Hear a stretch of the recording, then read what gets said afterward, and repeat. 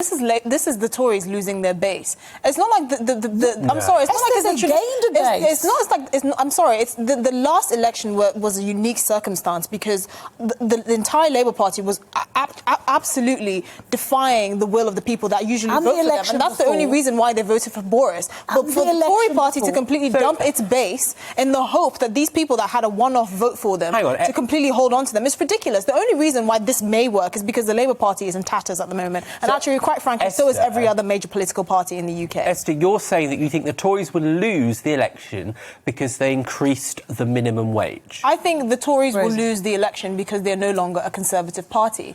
Look, I think one of the reasons that they would have votes at risk, I don't actually think they're going to lose the election, regardless of what they do, sadly, but I think is the fact that, we're going to have inflation is estimated to be about 5% in the next 12 months. In September, it was 3.1%, which is already higher than it has been in a very long time. Why do you think that is, Benjamin? Why do you think that is? And so you're going to have inflation of about 5%. And then they've just introduced this new national insurance, which affects the lowest paid more acutely than it affects the top. But hold on. Why do you think inflation is going up? Why don't you answer that? This is to do with the pandemic, Esther. Because of all sorts of reasons. Well, yes, but a huge part of it was the spending during the pandemic and the fact that they literally crashed the economy into a brick wall. This just happened out of nowhere. What choice did they have? Esther, what choice did they have during not to lock down for as long as they did? They could have taken the choice of Sweden and not locked down. Or at least given people a choice. Trusted people to make a judgment about the dangers of whether to live life for 18 months. Esther, you can't have a choice. Without That's not how a virus works. No, you should have a choice. In Sweden, what happened in Florida? Yeah, what happened in Texas? Sweden? Did Mark, you know that cases in Florida are the lowest in America, Benjamin? Mark,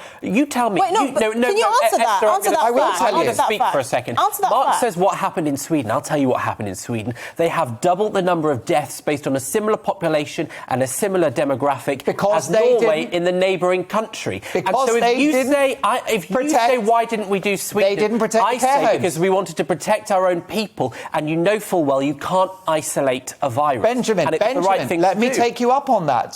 Sweden has a higher per capita death rate than other Scandinavian countries because they exposed their care homes, which happened in the UK as well. You admit it. And for which they apologise. However, they have 15,000 people, very sadly, have died from or with COVID. 15,000 in a population of over 10 million people. Average age of death over 80. They preserve their economy, they preserve their mental health, they preserve their liberty. So I seem sorry, if your grandparents are alive or if you have friends of that age, I assume you say, oh, well, they're 80, who cares? Well, fewer people it does put them at a higher risk. Is that your attitude? It does put them at a higher risk. Are we going to pretend like these things don't matter? Being overweight, being of a particular age group, having underlying health issues, these do matter. We've moved away from the question of why the Tories have increased the minimum wage. It's not a lot to do with COVID. It's about looking after working class people. But it's not going to do much if everything is more expensive. Well, but it's going to be expensive anyway because of inflation, and we know the reasons why.